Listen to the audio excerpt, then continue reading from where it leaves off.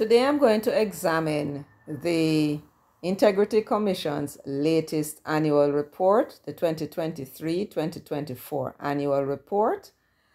And one of the questions I will be asking, and it is something that we should be concerned about, is whether or not we are getting value for money with the Integrity Commission.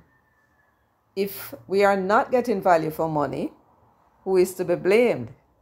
Is it a matter of a lack of resources, or is it a matter of the way in which they are doing their jobs and carrying out their duties?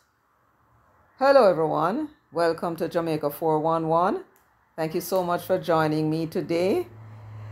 To my regular visitors and my subscribers, welcome back. Thank you so much for always joining me and supporting the channel. Without you, this channel would be nothing. I also thank the persons who comment in the comments section. I do enjoy them. And please keep it up. And for those who are joining me for the first time, welcome.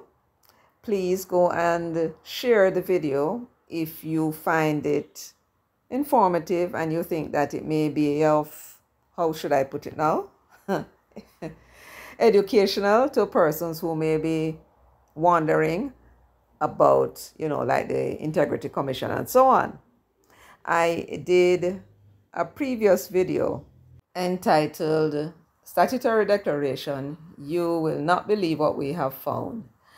I would recommend that you watch that video as well, because there I went into the Integrity Commission, about the law that set it up, the structure of it, and the roles that certain important individuals play, such as the Director of Information and Complaints.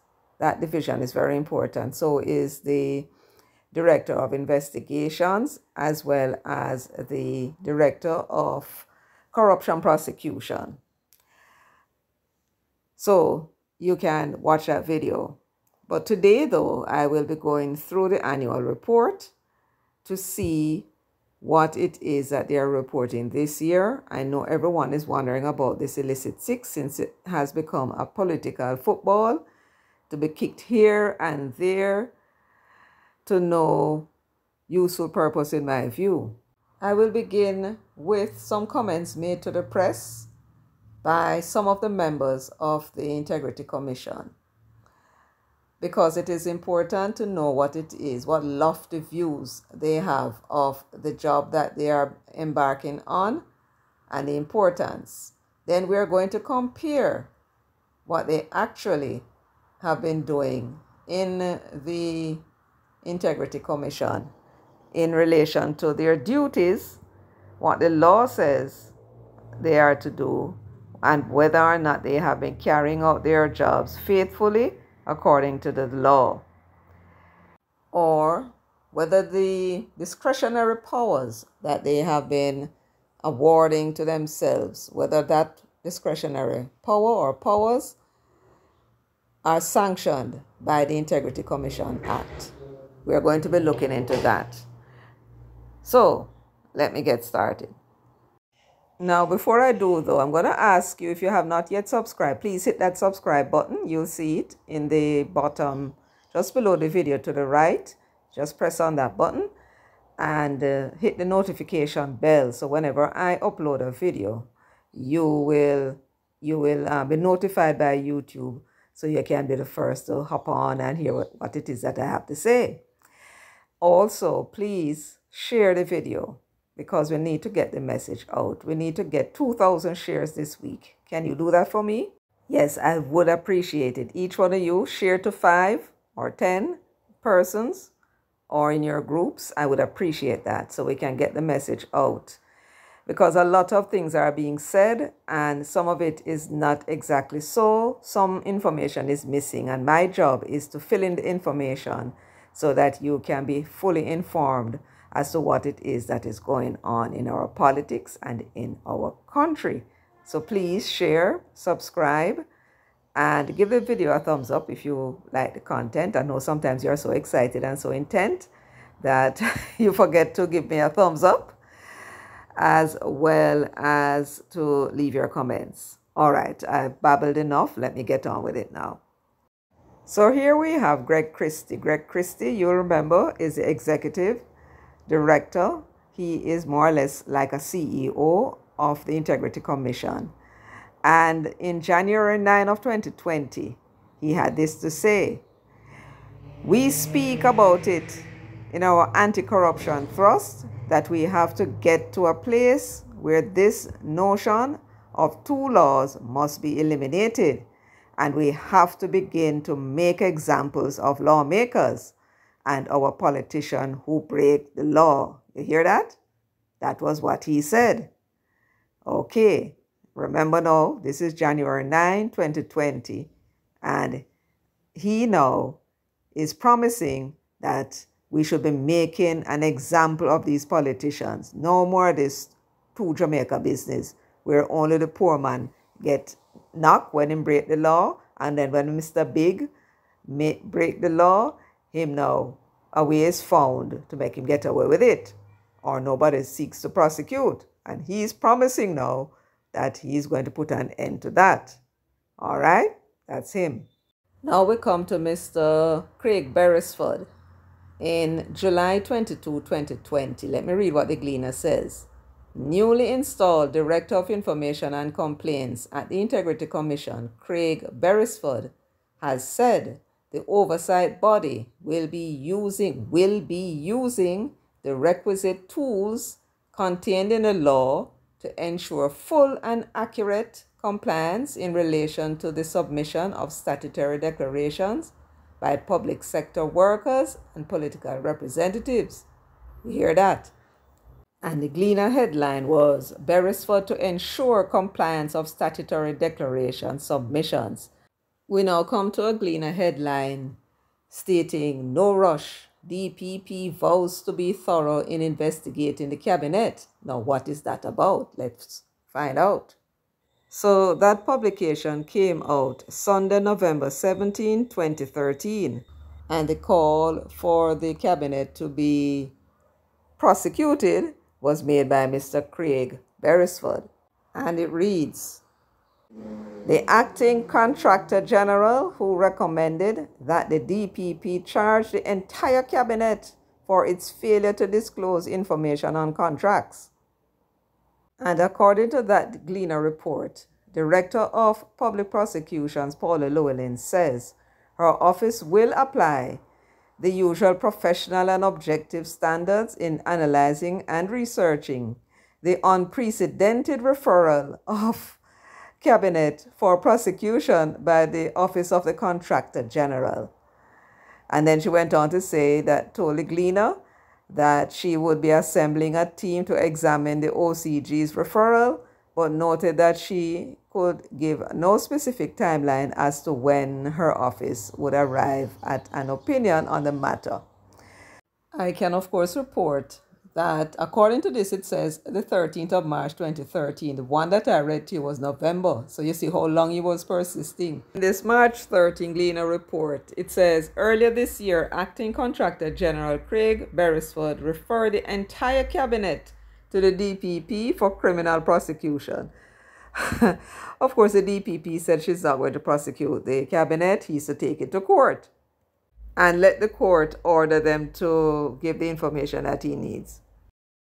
So you hear that. You hear how strong Mr. Craig Beresford was in 2013 when he wanted the entire cabinet, that would have been the Portia Simpson Miller cabinet, to be prosecuted for holding up information, according to him, about some contracts. We now come to a very loud headline which read, Integrity Commission official signals new corruption probe reports coming soon. All right. This was now an article in the Gleaner made by Mr. Kevon Stevenson, who is the Director of Investigation at the Integrity Commission. Let's hear what he had to say to the Gleaner. While signaling that investigations into illicit enrichment, that's what everybody wants to know about, and other acts of corruption require more time and extensive scrutiny, Director of Investigations at the Integrity Commission, Kevon Stevenson, has signaled that the country will soon have an appreciation of the complexity of these probes when the anti-corruption body releases reports on these offenses to Parliament. You hear that? So it's only when he releases when the probe is complete and when the anti-corruption body releases the reports to the Parliament, that is when we will understand why it's taking so long. Basically, that's what he's saying. The Gleaner further quotes Mr. Stevenson as saying, "I am sure that very soon enough, all right, the Parliament and the country will understand the nature of some of these investigations just by virtue of reports that are produced by the work of the Commission." Stevenson said as he fielded questions yesterday from members of the Integrity Commission Oversight Committee of Parliament.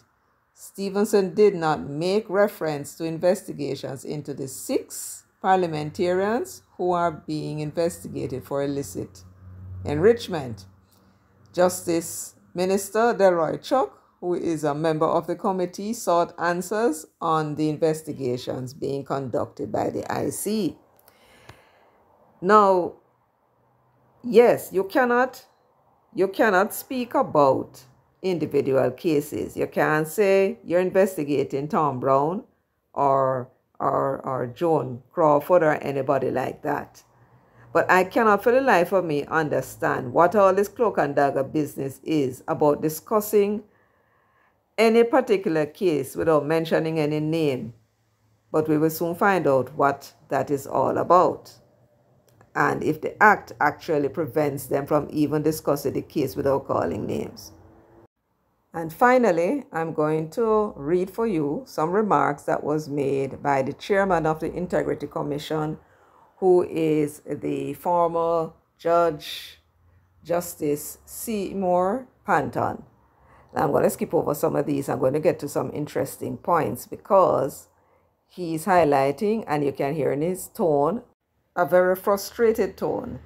And he seems to be blaming the government for some of the problems that have been besetting the Integrity Commission that he outlined. So let's have a peek at what it is that he's saying, and then we'll read on to see if what he is suggesting is justified.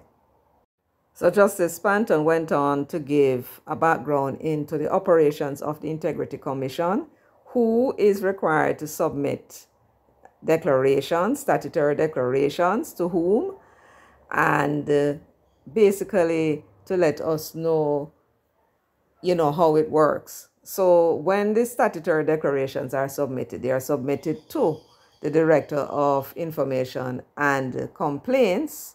From there, he examines the statutory declaration for accuracy, and after that, if all is in order and the supporting documents are filed, he will then make a recommendation to the Commission that the declaration should be certified. So that was what Justice Panton was explaining. He also went on to make some comments about the Prime Minister's statutory declarations. And let me start reading that because I know that is very topical, and it is also one of those political football that's being kicked around and doesn't seem to be getting into the goal, but it is scoring in some places because persons are concerned. They don't know what is going on.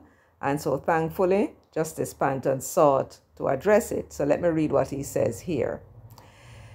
The Prime Minister's statutory declarations. Much has been written and said in respect of the non-certification of the Prime Minister's statutory declarations. The Act, which is the law he's talking about, the Integrity Commissions Act, makes special provisions for the statutory declarations of the Prime Minister and the Leader of the Opposition. The Director of Information and Complaints is required to examine their declarations and where he is satisfied that it has been duly completed, he is to inform the Commission. Upon being so informed, the Commission is to publish a summary of the declaration in a form that is set out in the third schedule of the Act. So he is telling us what the process is. What this means is that the Director of Information and Complaints is duty bound.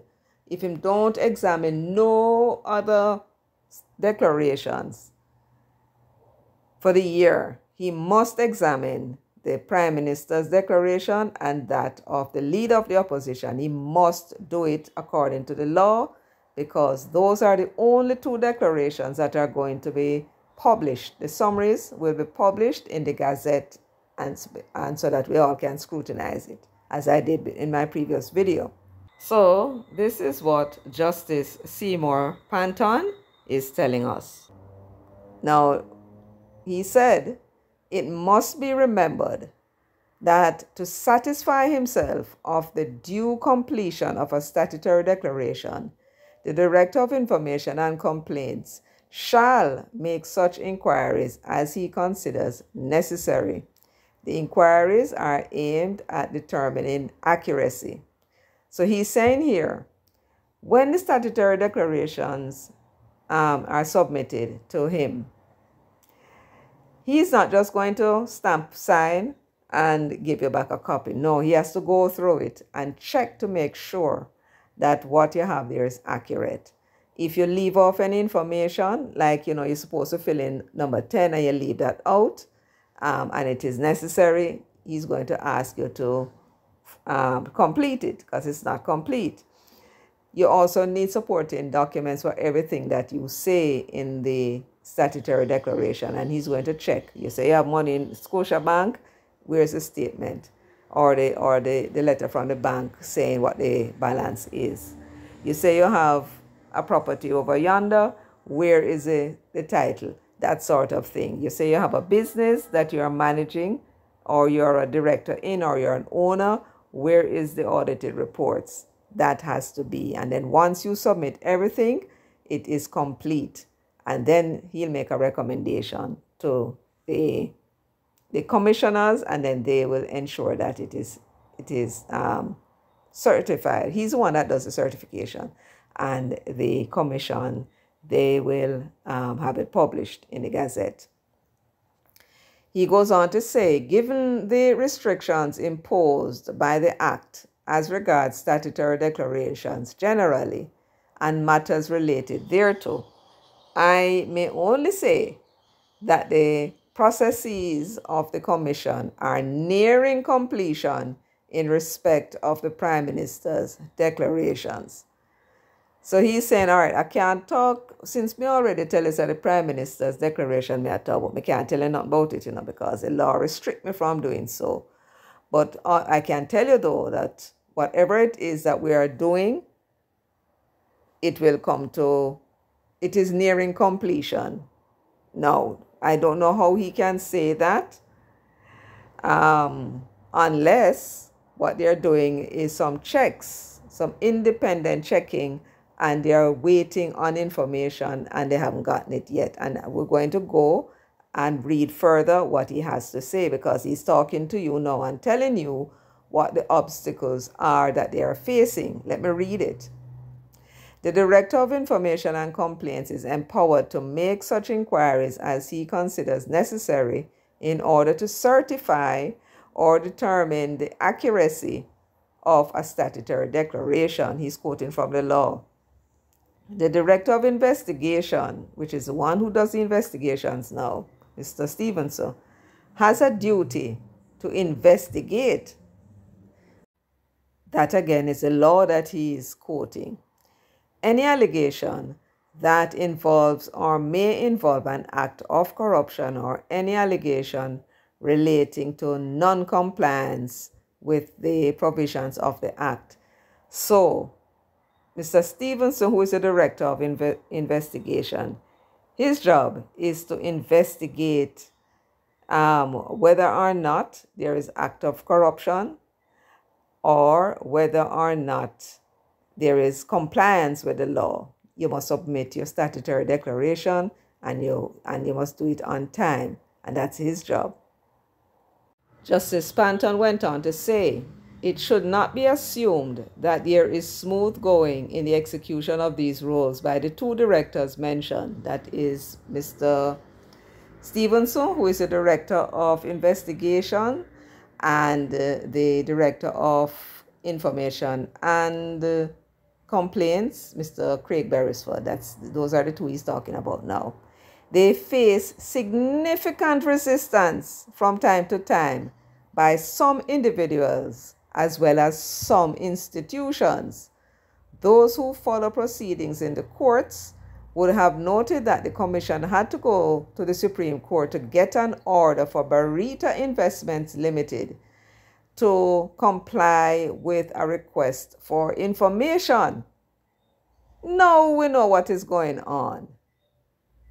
So I suppose when they finally get to the Prime Minister's declaration, and I have a suggestion for them, we will, when they finally certify it and it's gazetted, hopefully we'll hear what it was that caused the delay.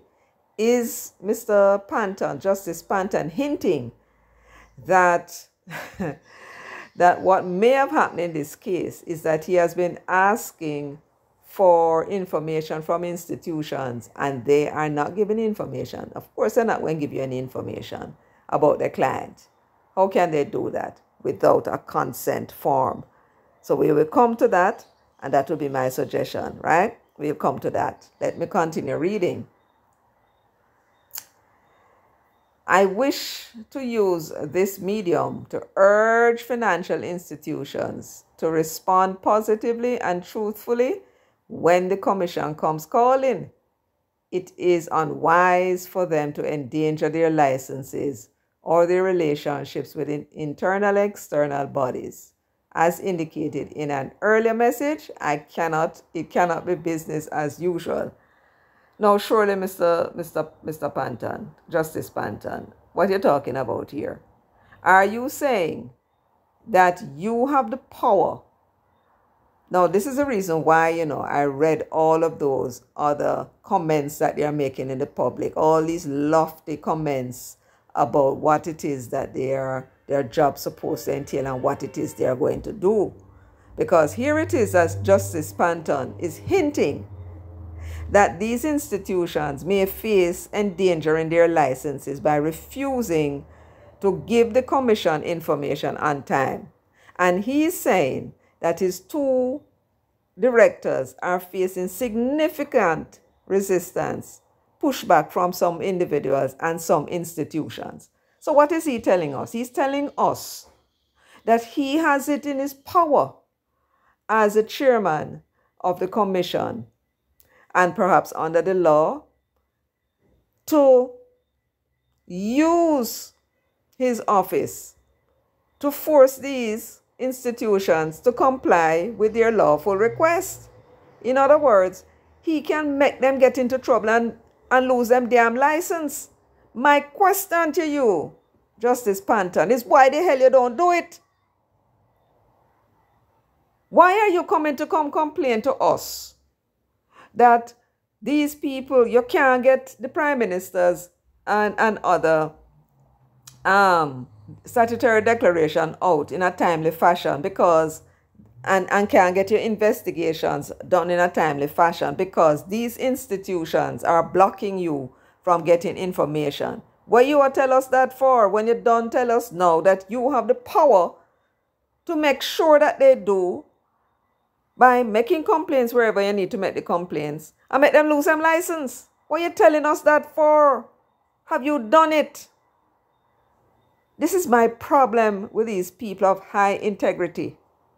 They are wimps. So jellybank man we're talking about here. You have a duty under the law. Whatever leverage you can use to ensure that these institutions comply so that you can get these damn statutory declarations out, use it. Don't come gripe and then come tell us about you're faced with significant resistance. The only reason why you're faced with significant resistance, Justice Panton, is because you won't use the leverage that you have. In other words, it is your fault that you have this significant backlog because you're behaving like Jellyback Man. Where Andre? Who no call Andre for me then, man? Make Andre tell him he's a Jellyback Man. So when you come talking about it cannot be business as usual, it will be business as usual. For the past 6 years, it has been business as usual because we're not doing what we're supposed to do to get these people to comply. Why should they comply when there is no sanction? Why should they comply? Justice Panton went on to say, delays in investigating matters are also caused by lawyers for the declarants who seek multiple adjournments when the Director of Investigation has had occasion to summon a declarant for a judicial hearing. Yes, Justice. Yes, because some of you have the power and don't know and refuse to use it, even when you were in the courthouse. I've seen it. I have been to more than one traffic court. I've been to the one on South Camp Road. I've been to the one in Hanover. And when you talk about the one on South Camp Road, right, the traffic court, there is a judge. I'm not sure she's still a judge. I mean, this is many years ago, so she's probably retired by now. I believe her name is Judge Griffiths, right? She spoke with an accent. You see, when you turn up to her court, and for those persons who did not pay the fine, they come to plead guilty with explanation for what I don't know. And those who felt that the policeman, charged them or gave them a ticket and it was not justified, they came to court. You see, in every single case, the policeman was present in her court. And when I saw that, I was so surprised because clearly this is a judge that don't joke. How is it that the Judge Griffiths could get all the policemen who were involved in cases that were supposed to come before our court to turn up to court? Yet Judge Brown, who was later elevated to a punitive judge in the Supreme Court, he could never get them to comply. I went backward and forward to that court in Hanover, the Hanover Parish Court, right, for about 7 or 8 months before the judge decided to, I'm not sure what the term is, but I guess it was adjourned, sine die, I think is a term that they use, right? Till further notice, I think is what they say it means, right? So I had to go to court because the Ramble policemen clearly have no respect whatsoever to that judge and for that judge because he does not seek to use his powers in order to get them to comply.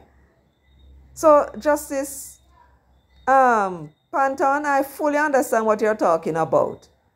When these lawyers come asking for adjournment, refuse the damn adjournment. You put down your foot. One adjournment, that is it. They come back with any excuse, you slap them with whatever it is the law say you must slap them with and make them go under the Supreme Court, go deal with it. That is not your business, right? Once them understand and know that you guys don't joke at the Integrity Commission, the lawyers and the clients will make sure, like in Judge Griffith's court, that them don't play. But if you allow them to have these multiple adjournments and delay the investigation, how much years, then what do you think they're going to do? That's what they're supposed to do for the benefit of their client. What is your duty to the people of this country and the taxpayers? Are we getting value for money, Mr. Panton? I said no, because you have the power to make these decisions and you're slack. You're running a very slack ship. And that is why you're having all these delays in your investigation and these institutions are giving you the information that you need because you're running a very slack ship. You said there is also the fear factor on the part of witnesses. Fear that they may be physically harmed if they cooperate with the commission in its investigations. May I make a suggestion to you, Justice Panton, that seek to rely on documented evidence. You hear what I just said? Seek to rely on documented evidence. When you rely on documented evidence and you then call the witnesses simply to verify what is in the documents, they will have no damn fear. What them a fear? Nobody can trouble them. They simply come there to verify what is on the paper. Try that and see if that will alleviate all these fears. But if you're calling these witnesses who saw and therefore coming just to tell you what they saw, and that is what the judge must now decide whether or not they will believe the witness or believe the politician, that may not work. So Mr. Panton went on to say, I do not for one moment query the veracity of declarants, but I have noted that the Director of Information and Complaints has received responses indicating gifts having been made by individuals who have died. These gifts are without a paper trail, and of course, the donors are no longer able to verify same. It is perhaps something worth watching. The Commission is not keen on investigating matters relating to donations by persons who have died. I shouldn't think so. But may I suggest to you, Justice Panton, that one thing you probably could or can do is make it the onus, place the onus of proving that the gift was in fact a gift as permitted by law. Doesn't matter whether or not the person is dead or alive, and there is no paper trail. I can very well understand what strategy they are using, and it's some lawyer would tell them that. Let them come and prove. You don't go look for no paper trail. Let them come and prove that gift that they receive, whether it's a house them say they get from somebody, when they can't explain how they come by it, them tell you say somebody and the person die. And of course there's no paper trail. That's not your business. Oh, you must be a politician and you get gift of a house and there is nothing to show that the person gave you the gift. Right? Take them to court and put them before the jury and let the jury decide whether they believe that any dead person gave them the gift or not. You don't worry about that. Government paying for it, we paying for it. Put them before the court and then you will get rid of that. You don't need to watch it. And let me make one more suggestion to you, Justice Panton, before I leave the topic. Where you're saying you're having significant pushback by these institutions, may I make a suggestion, sir, that you add an additional component to the statutory declaration. For every line item that involves an institution that you will need to go to and verify the information independently, or I guess where you're really having the problem is when people call in to tell you that so and so has a bank account at such and such a place. I don't know if they reported it. When you try to check with such and such a place, that person, that institution is giving you a warm time because they're not going to give out their clients' information. They can be sued. So here is what I suggest. Make it a requirement, and you make it a requirement. Don't go to the parliament, because the law already gives to you a power to establish additional divisions. If the law gives you that power, it means you can establish additional functions as well. And therefore, I suggest let them take it to court if they think they can get away with it. That you make it as part of the requirement for accepting as submitted a declaration, that you create a form that the persons who submit their declarations submit with their declarations a consent form. So they say they have money in Scotia Bank. They put Scotia Bank on the consent form. You go and create the form and give them on. They can make as many copies as possible. They just put Scotia Bank and they sign the name at the bottom saying that they give you authority to ask any questions concerning their account with that institution. And they sign it and get the JP to witness it. And you can then use that and send it to the institution for the information. You will get it. But in case somebody should call in and report that them have some account or something or another with an institution, which you would not have anticipated, I would also recommend that you let them sign an open consent form, basically saying to whom it may concern. Every single one of them, all the 100,000 persons who submit their declarations, must have an open consent form which says to whom it may concern.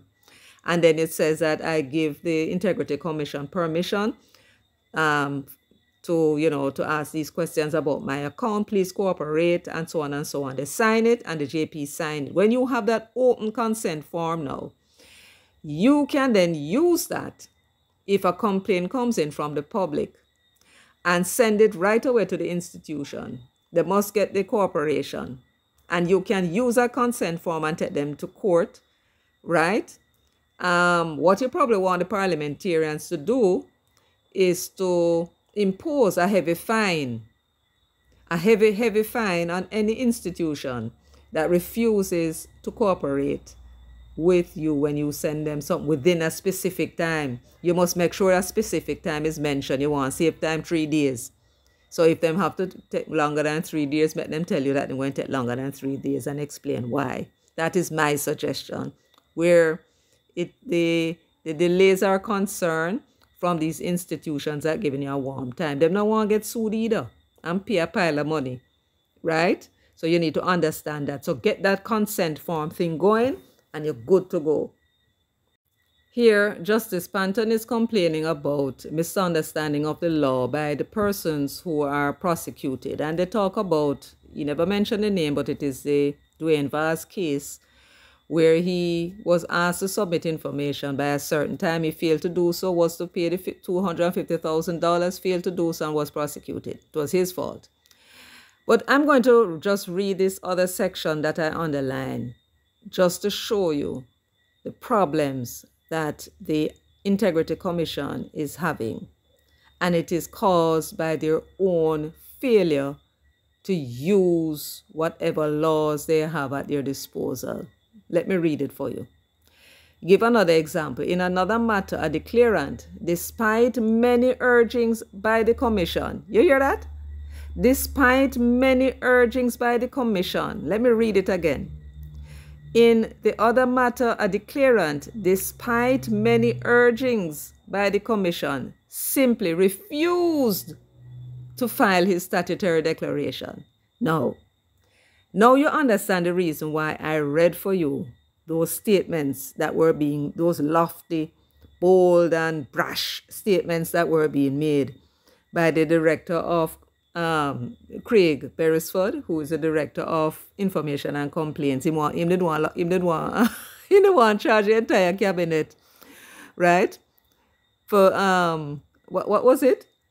For failing to give him information that he needed, right? He wanted a criminal case to be brought against him by the DPP. Whole cabinet, seems as if he got soft with age, or I don't know what softened him up, right? He is the one who is the director of Information and Complaints, who receive the statutory declarations coming in from the various government people, including parliamentarians. And this soft soap man, jellyback man now, him turn jellyback man now, after he didn't want to lock up cabinet. he didn't want to prosecute the whole cabinet, right? Criminal prosecution. Him turn jellyback man now.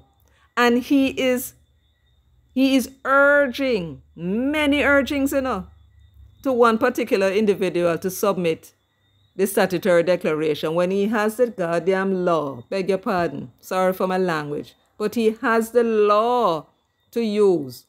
You don't need to... Why was he urging? Why was he even wasting his time urging one person to submit his declaration? Was he using public funds to print paper to do so? Was he using staff time to do so? when he has the law which tells him that if them don't submit them declaration on time, he's to prosecute them.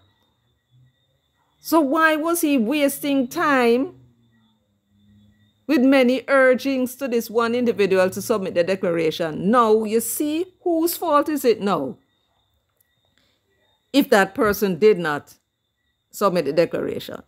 Eventually, they prosecuted him. According to Justice Panton, he went to the parish court and quite properly pleaded guilty, having eventually filed his statutory declaration. Hear that? So if Mr. Craig Beresford had just done what he's supposed to do according to the law, he would not have had this delay, wasting time with this one individual. And I need for you to understand, my viewers and subscribers. Oh, by the way, if you have not yet subscribed, have you done so? Please hit that subscription button. It's right there on the right-hand side below the video. I don't know how you do it if you're watching it on TV, but please hit the subscription button, the subscribe button. Now, I want you to understand something. What Mr. Craig Beresford was exercising was a discretion. Remember the law says once they fail to file their declaration, they are to be prosecuted. That's the law, right? He was exercising a discretion by attempting to bypass what the law says he should do to give this person a bly. I don't know who this person is. I guess we can figure out who it is based upon what Seymour Panton said, right? But for some reason, he seemed to have a soft spot for this individual and wanted to give him a bly, so he did not have to pay the $500,000, right? Just submit your report. Just submit it now, man. Just submit it now. Submit it now, despite many urgings, right? So they were giving him a chance. Now, let us go and look and see if the law gives the commission, namely the Director of Information and Complaints, a discretion where he may decide to prosecute or may not decide to prosecute. Let us go and check what the law says, or whether or not they have taken on to themselves a power the law did not give them. All right, let's go and have a look now. This is the Integrity Commission Act 2017. We're at section 41, subsection 1. It says in the left margin, time for making and submission of statutory declarations. So that is what we're dealing now with this gentleman who had to be urged many times and he failed to submit his declaration. So this is what the law says that they are supposed to do, and when a statutory declaration is supposed to be submitted, right? Listen good now. It says, subject to subsection 2, a statutory declaration required to be submitted pursuant to this part shall be made. You see that word shall? That word shall means it must be made. No discretion whatsoever is mentioned here. If you are supposed to declare your statutory declaration under this part, it shall be made in the case of a person elected or appointed as a parliamentarian as at the date of such election and appointment. And then it says thereafter the 31st of December of each year, right? So this is telling you, you have an obligation once you meet either the criteria for the job that says, the law says that, or the minister, whoever it is that says that for this job, you must submit a declaration, or if you meet the threshold of 12 million or above, you must submit a declaration. Once you meet those criteria, it says, right, that the submission shall be made by the 31st of December, or as at the 31st of December of each year. There is no discretion here, but not here. Let us look a little further and see if maybe a discretion was given below. So you can go ahead and read paragraph 1, 2, and 3. You will see that there is no discretion given to the Director of Information and Complaints about when the declaration must be given. The law says it must be as at December 31 of each year, and I do believe that they need to have it submitted. I mean, it's as at that date. So they're going to go and do all the accounting for January 1 to December 31, and they must now submit their statutory report by the 31st of March. That's the last date, right? No discretion there. Let's look now. In Part B, it says, in Part A, it spoke about the parliamentarians, right? In Part B, it's now speaking about a person who on the appointed day is a public official to whom Section 39 applies, as at the date of appointment of the person as a public official. That is when they must submit their statutory declaration 1 year after. That seems to be saying. Now, I'm going to move it down a little further. You can read it to your pleasure and determine whether or not you see any discretion there. There is none. So the Director of Information and Complaints has no discretionary powers to override this law, nor did the law give to the commissioners the power to override the date when the submission must be made. It also did not give the executive director, Mr. Craig, what's his name now? Mr. Greg Christie, the power to do any such thing. So we must now return to this damning revelation, a damning revelation of no mean order by Justice Panton as to the workings of the Integrity Commission under his watch.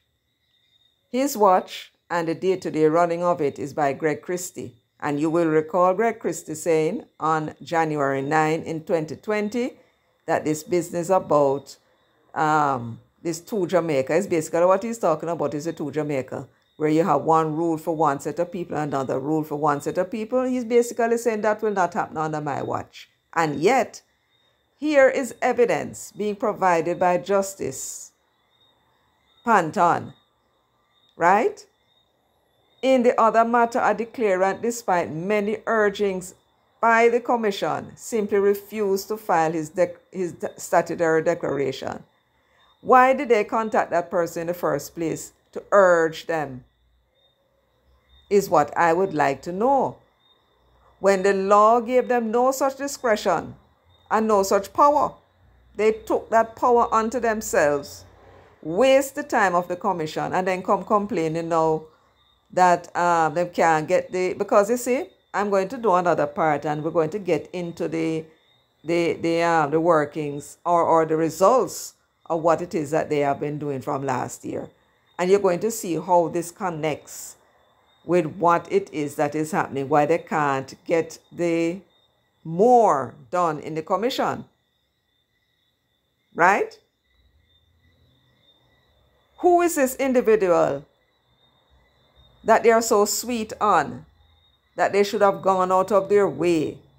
Because this would have been the work of Craig Beresford. But if Mr. Panton knows about it, and he's a commissioner, then so too must Mr. Christie.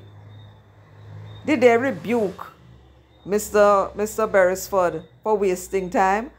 Why were they trying to save this person from being prosecuted? Who is this person? And who is this person to them? That they seem to have taken such a great fancy. And when you consider that there are 160,000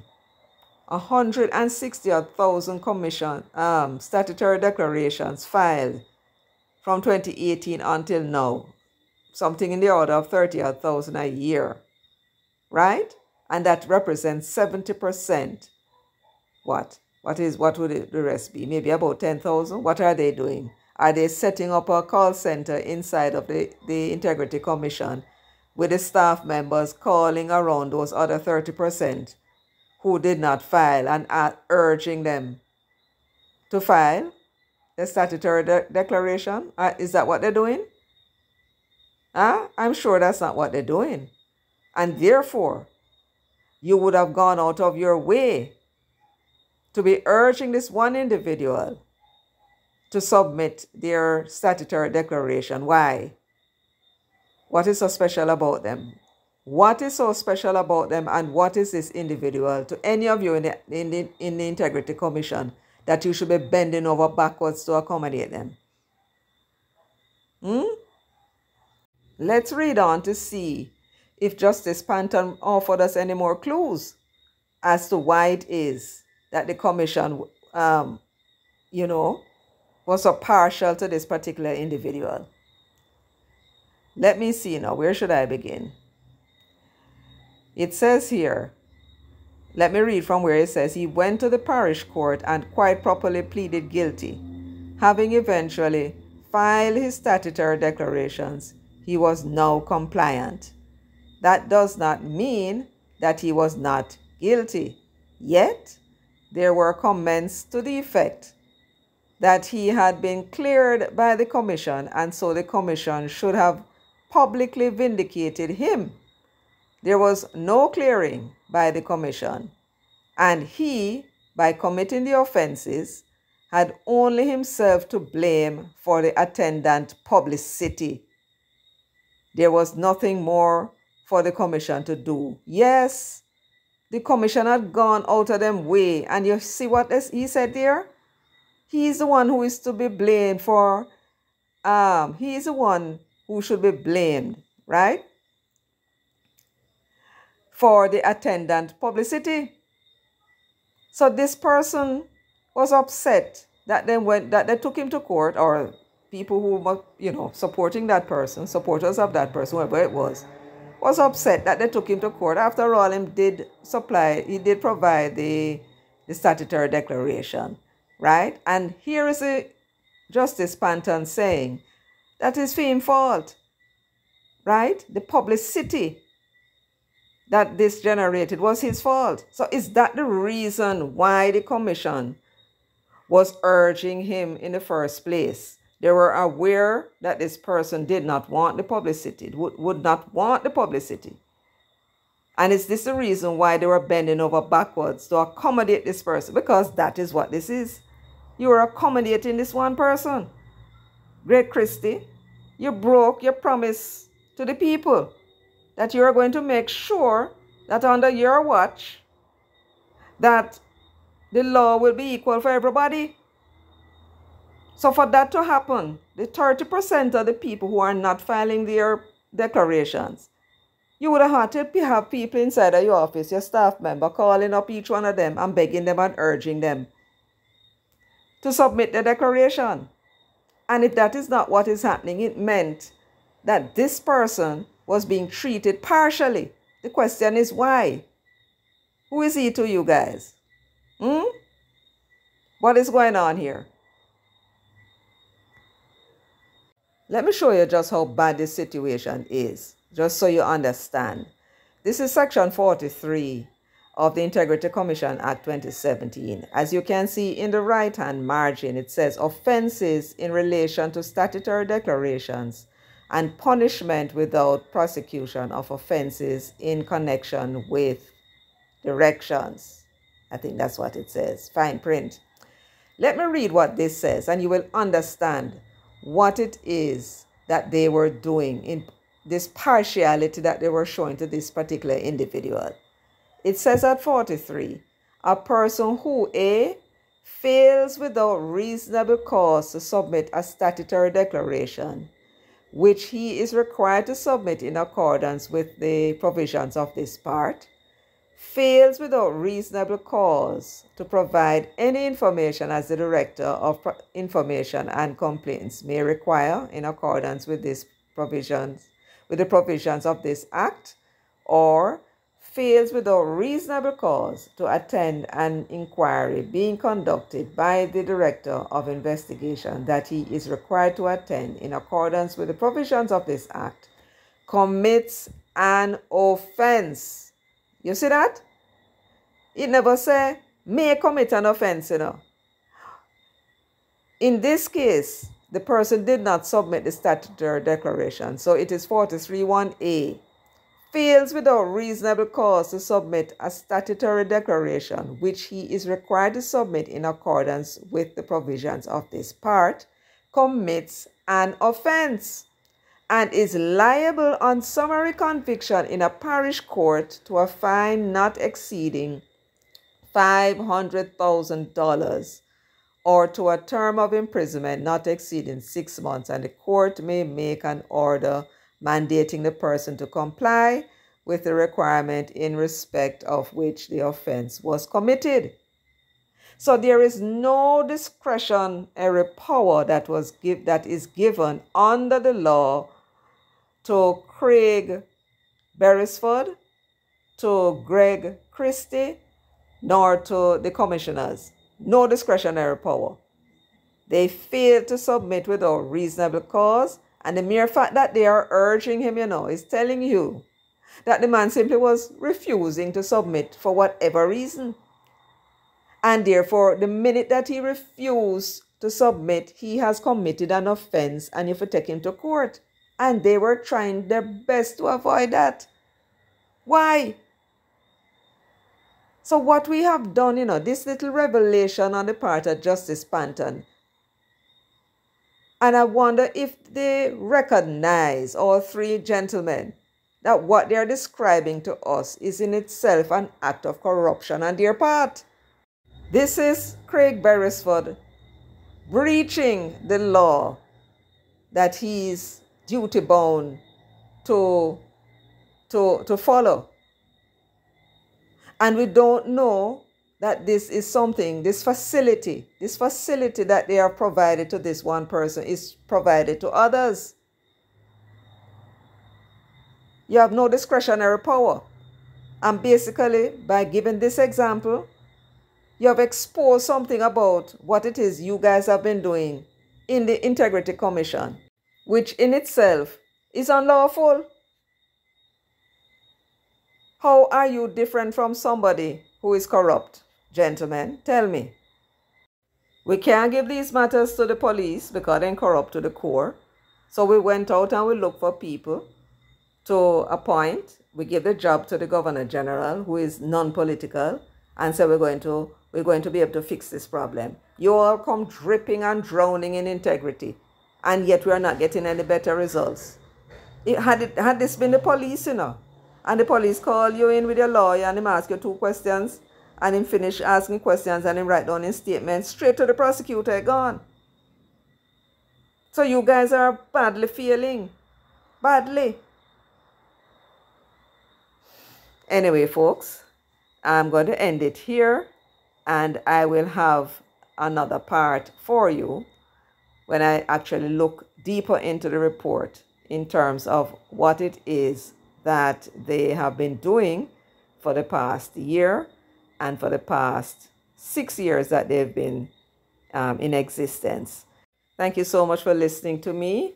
Thank you also for sharing. Remember, we need to get the shares up to 2,000. We want to share 2,000. So each one, try and share at least 5 times. If you have enough friends and persons that's interested in the Integrity Commission and what's happening in Jamaica, try and share it about 10 times.